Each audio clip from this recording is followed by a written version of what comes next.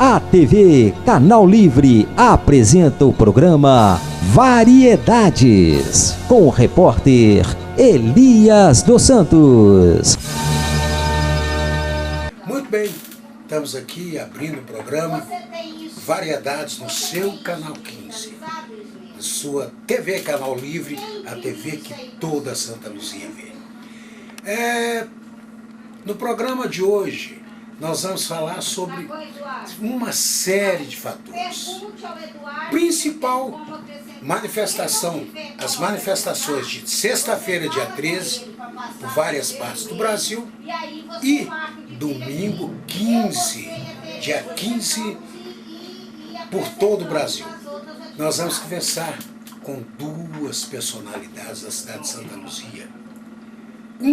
Uma, Suzane, sem dúvida a pessoa, é o maior nome do PT na cidade de Santa Luzia. Queira ou não, é o nome do PT hoje na cidade de Santa Luzia. Vereadora Suzane Almada. Eu não consigo, Max, colocar esse Almada na cabeça. E Agnaldo Campos, que é o homem que responde pelo PSDB na cidade de Santa Luzia. Nada melhor do que Suzane e falando pelo PT e Agnaldo Campos falando pelo PSDB em relação às manifestações. Mas antes eu quero falar sobre o trabalho da vereadora Suzane Almada na cidade de Santa Luzia. Como vai, Suzane? Um prazer recebê-la.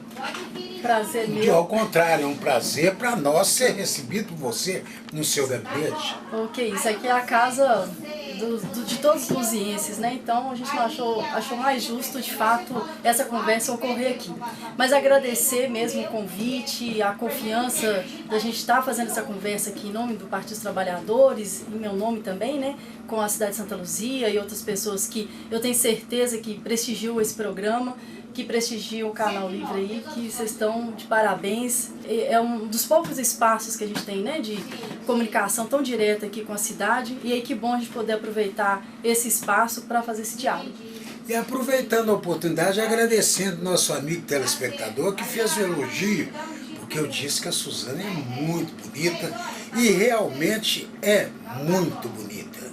Além de ser uma grande vereadora, Suzane, seu trabalho na cidade de Santa Luzia, como tem sido feito, você tem toda a liberdade para colocar os nossos mais de 150 mil telespectadores.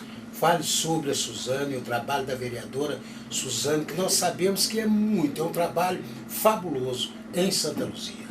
Agradeço, Elias. É claro que a gente gostaria de poder prestar um serviço maior ainda, de maior alcance, mas a gente também tem nossas limitações. Bom, o nosso trabalho, ele primeiramente se pauta naquilo que é o mais óbvio, né? Que são as funções de qualquer legislador, de qualquer legisladora, que é fiscalizar, que é legislar, no sentido de apresentar leis, projetos, ou apreciá-las da forma mais responsável possível, e representar a cidade no sentido também de trazer à tona as principais demandas, os principais questionamentos. Então a gente se pauta muito nisso. E como é que isso se concretiza no trabalho? Então a gente preza muito por acompanhar os projetos que estão tramitando na casa, se eles são benéficos ou não à população, de buscar saber o que está acontecendo e como está sendo prestado os serviços públicos na cidade. Então a gente gasta, vamos dizer assim, muito tempo na interlocução com o Ministério Público, com o Tribunal de Contas, buscando documentação para acompanhar de fato e para e passo tudo que está acontecendo na cidade. Muitas demandas chegam, seja do funcionalismo, demandas e questionamentos em relação à política de saúde, de educação. Agora, essa semana mesmo, a gente está muito envolvido com a discussão a respeito do MOVE, né? Aqui a nossa cidade, a gente tem, no que diz respeito ao distrito, uma estação do MOVE São Benedito. O pessoal da SES tem sido... tem feito uso, né, lá do São Gabriel para baldeação.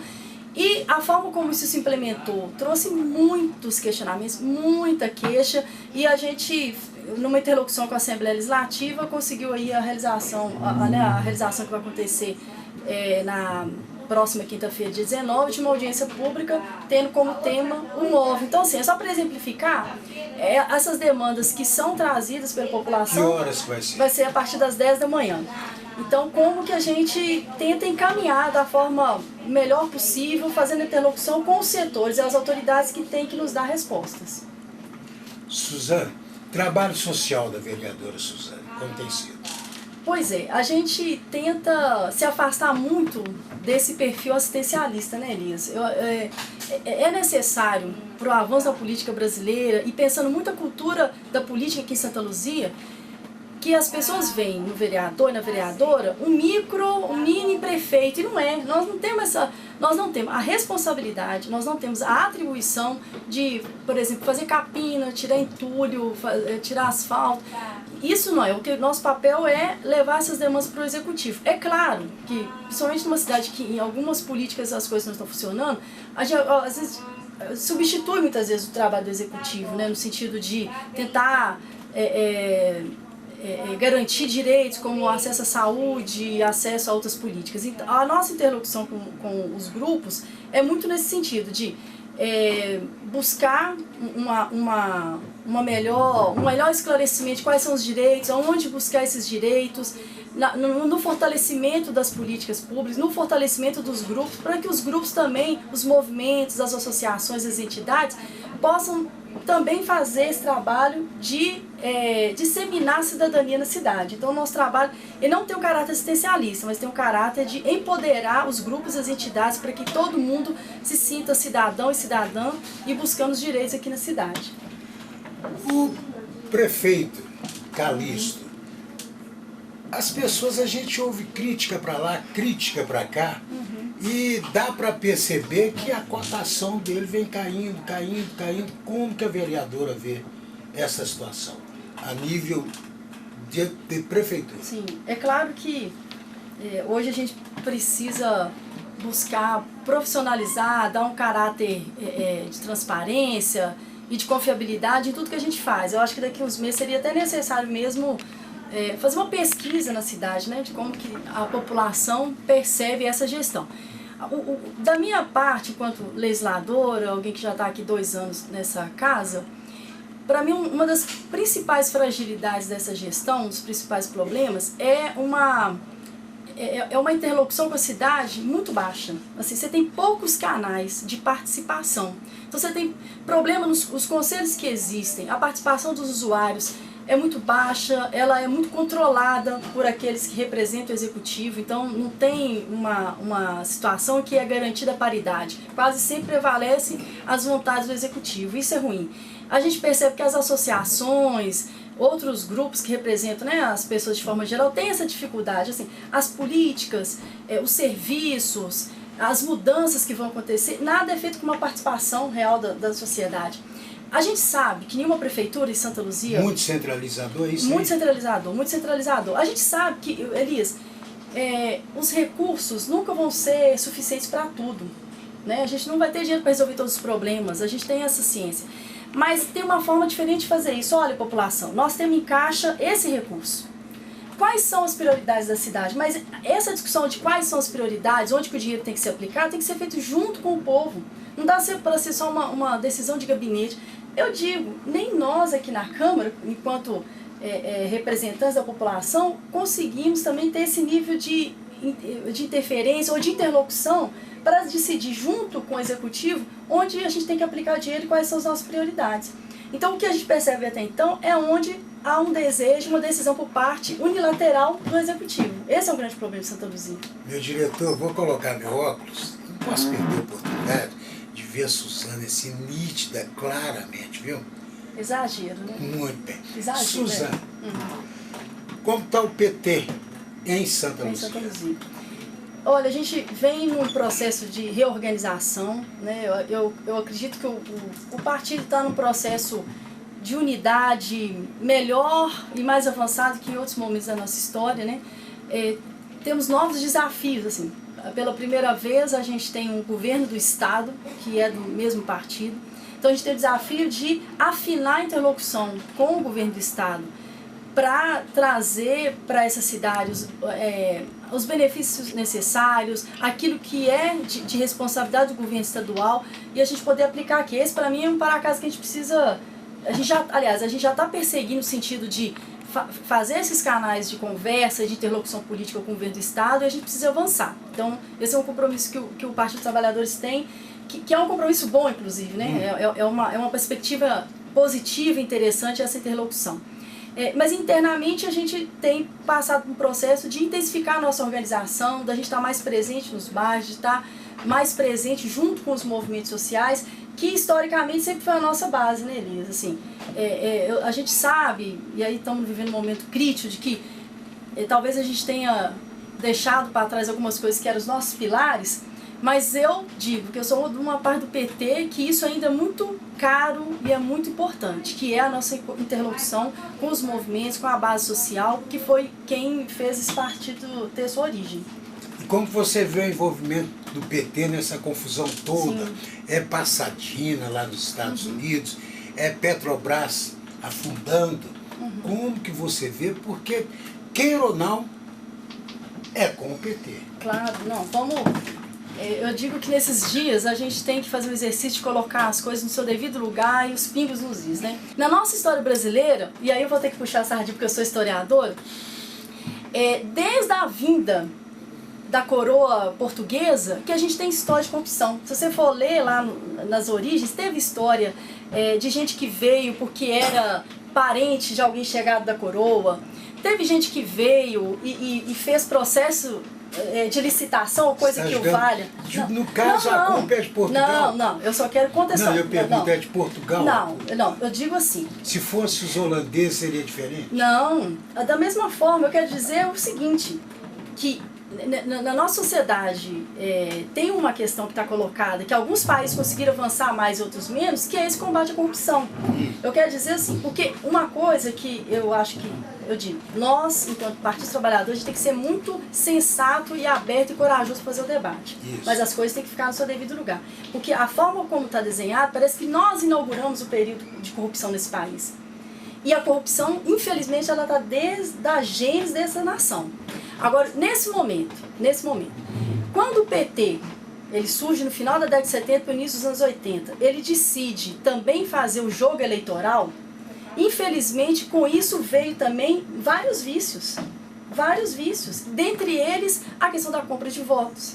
Dentre eles, às vezes, algumas alianças que não são das melhores para a governabilidade. E aí eu digo, por que a gente tem que fazer esse enfrentamento e fazer essa conversa? Tem setores do PT assim, que se renderam a essa lógica, mas não é só o PT que tem que mudar. A nação brasileira ela tem que rever suas bases. A corrupção ela está desde os pequenos atos. Quantas pessoas vêm aqui pedindo para nós, para a gente poder passar na fila, por exemplo, da consulta médica que ela está esperando, sim. ou do exame médico. Isso é justo, Não. Elias? Isso também é corrupção e as pessoas talvez não enxerguem isso. Mas né? uma pessoa esperar 1, 2 anos também não é, mas o que eu estou dizendo é isso. As pessoas querem... Eu entendo a sua ou posição. então, vereadora, tem como você conseguir pra gente, com jeitinho, uma vaga na prefeitura?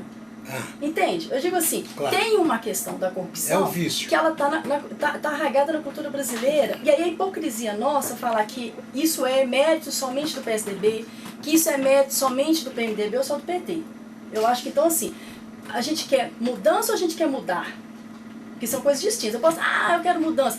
Mas todo mundo quer mudar? Todo mundo quer de novo restabelecer a civilização brasileira em outras bases? E aí por que eu digo isso?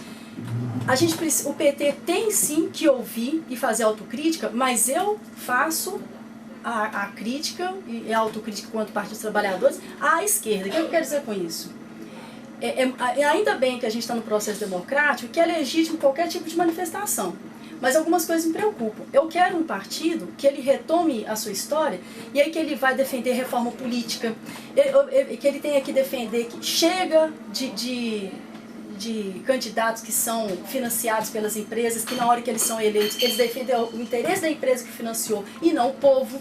A gente tem que pensar na paridade de gênero, homens e mulheres. Nós somos maioria e nós somos somente 10% das pessoas que ocupam espaço de poder.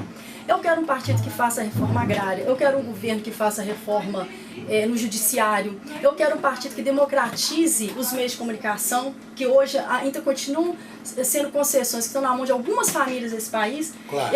Eu quero fazer essa crítica. Eu não gostei que a Cátia Abreu tenha sido escolhida como ministra. Ela representa um setor reacionário, um setor que não diz respeito às nossas bases. Eu faço essa crítica. Agora, o que para mim é preocupante é se fazer um movimento como aconteceu no domingo, porque na sexta-feira as pessoas também foram dizer contra a corrupção, Elias. As pessoas também se posicionaram, nós não queremos corrupção. A gente quer que as investigações cheguem até o fim e que a gente fortaleça os mecanismos para combate à corrupção. Mas sexta-feira foi a CUT, né? Basicamente. E outros grupos, inclusive que não estão satisfeitos com a Dilma também. Isso que eu quero dizer. 400 pessoas, 300, não 200. vamos disputar aqui número. Eu estou dizendo assim, eu quero dizer que tanto quem votou na Dilma como quem não votou, Elias, uma coisa tem de unidade. Todos nós queremos que a corrupção seja combatida. Ponto. Agora, o que eu falo que a gente tem que pôr as coisas no devido lugar é o seguinte: como vai uma manifestação falando que é a favor da democracia e eu vejo centenas de pessoas levantando bandeira a favor da volta da ditadura, eu fiquei estarrecida quando eu vi pessoas e cartazes falando assim, abaixo Paulo Freire. Paulo Freire foi uma figura, foi o maior educador desse país, se não do mundo, claro. que fez um trabalho importantíssimo de combate ao analfabetismo nesse país. Claro. E as pessoas nem sabem quem é Paulo Freire. Paulo Freire veio lá da década de 60. E teve abaixo Paulo Freire. O que significa isso? Uma pessoa que me levanta uma bandeira escrita assim, uma carta assim, sim ao feminicídio. Será que a pessoa sabe o que é isso? Porque a Dilma, no Dia Internacional da Mulher, falou que tinha uma determinação de que o feminicídio, que é a morte em massa de mulheres por causa da violência doméstica, se tornasse um crime hediondo, para que as pessoas que são condenadas pagassem um tempo a mais por causa disso. Como você vê aquilo fora, Dilma, como que você vê? Pois é, então, mas só para terminar esse raciocínio, de que então as coisas têm que estar mais esclarecidas. Isso. E aí é o seguinte, depois das manifestações de domingo, quais são os levantamentos que as pessoas já fizeram? Em primeiro lugar, por que as pessoas foram no dia 15? Contra a corrupção. Isso. Esse é o ponto principal. Primeiro.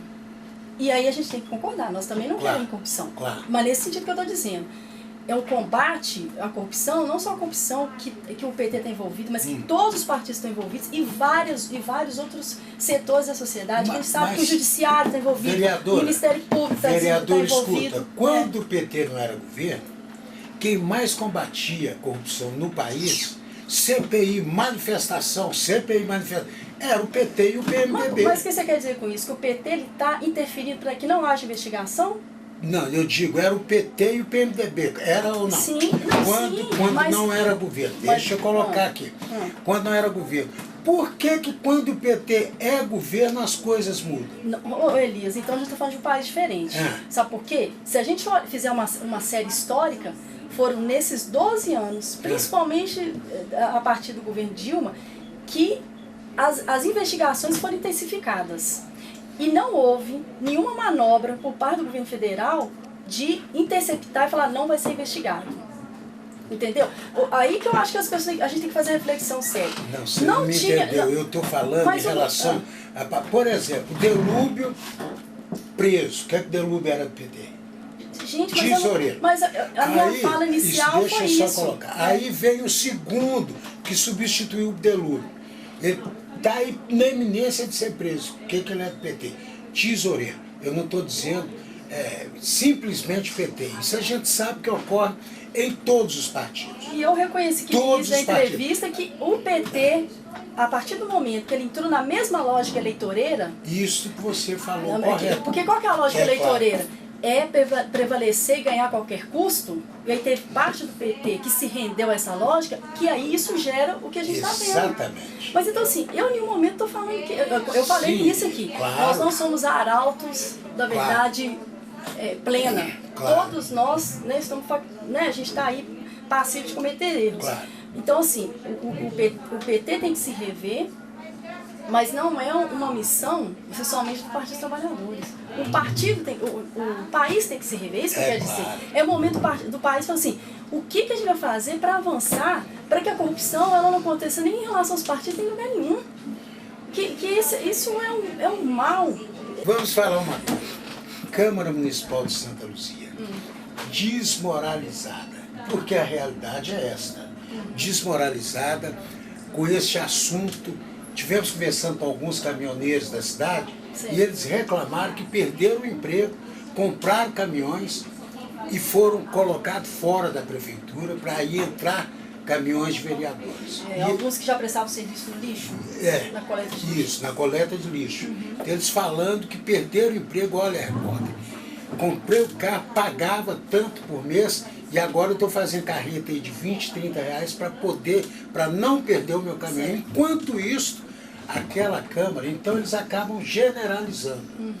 Aquela Câmara está lá, tomou o nosso lugar, os 10 mil deles lá, não serve, tem que pegar os nossos aqui.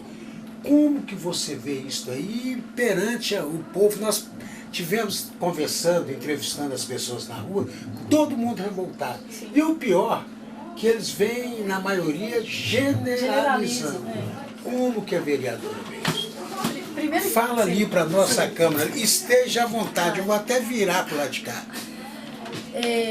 Primeiro que, independente desse episódio que aconteceu aqui na Câmara, a gente que é da classe política, políticos somos todos nós, né? Mas nessa lógica de que quem tem mandato, que sempre parece que só nós que somos da classe política, assim, a gente está vivendo um momento crítico, né, Elias? Isso. Ninguém acredita na gente, né? Assim, todo mundo é farinha do mesmo saco, todo mundo é corrupto, todo mundo está lá só para os seus interesses pessoais, e a gente fica numa labuta para mostrar que não é assim, né? Que tem várias pessoas, e eu me miro em várias delas, que veem a política como um lugar, essencialmente, prestar um serviço para a população.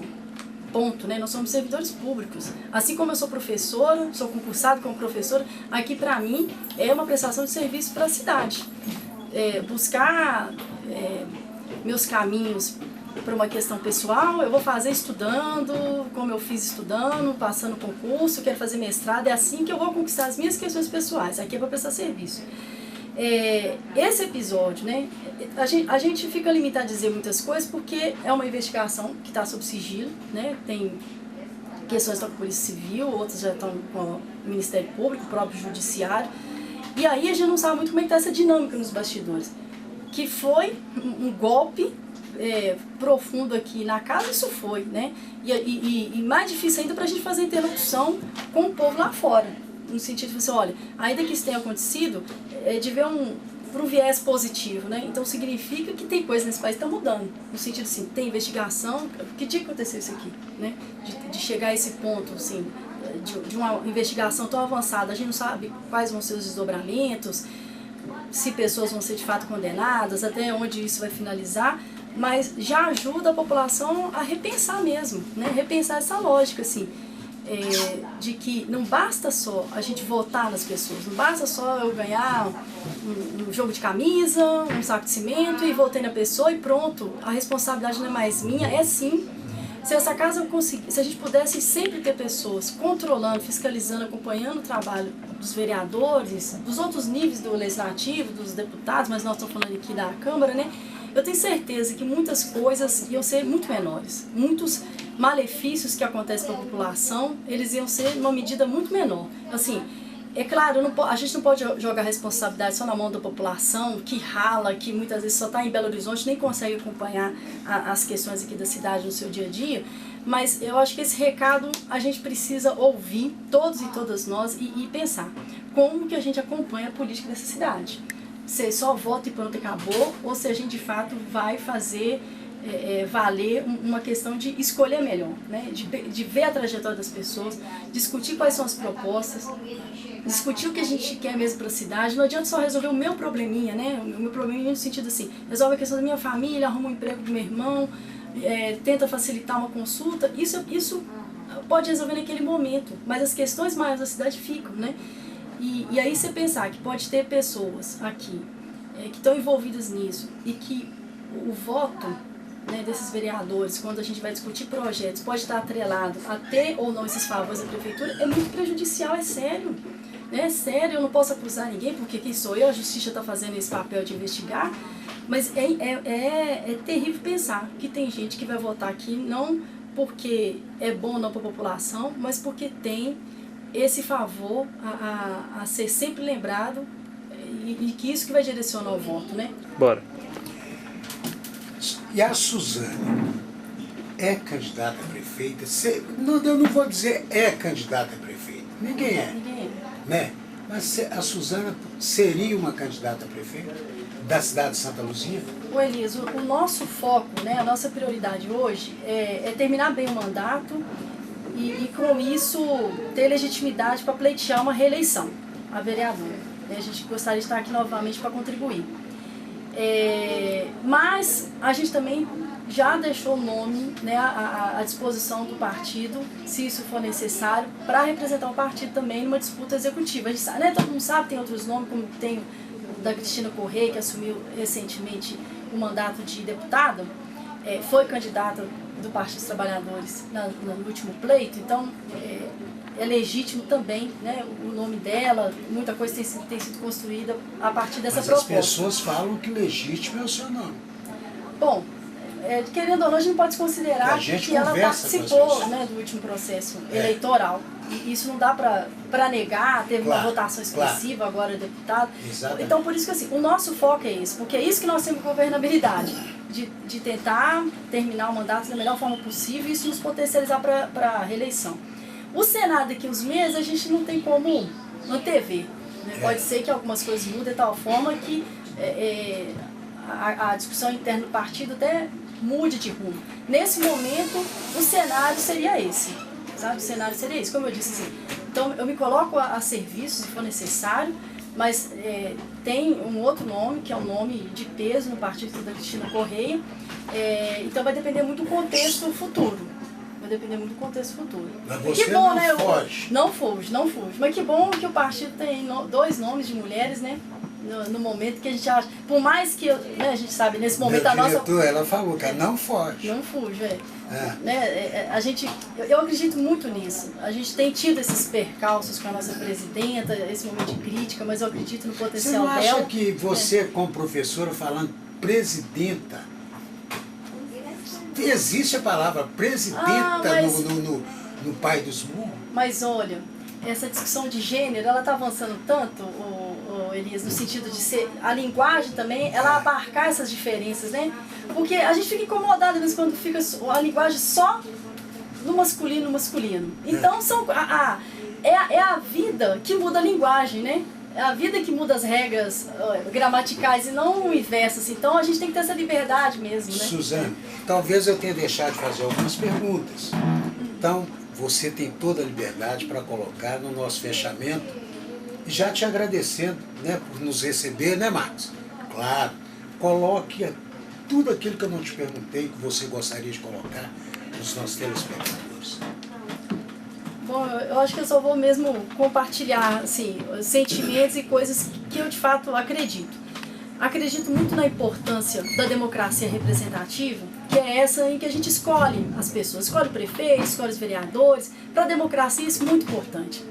Mas olha, povo luziense, eu acho que a gente vai avançar muito mais se a gente conseguir avançar também na democracia participativa e direta. O que eu quero dizer com isso? Que a gente não esgote a nossa possibilidade de participação só em eleger pessoas, mas de participar do dia a dia, através dos conselhos, criando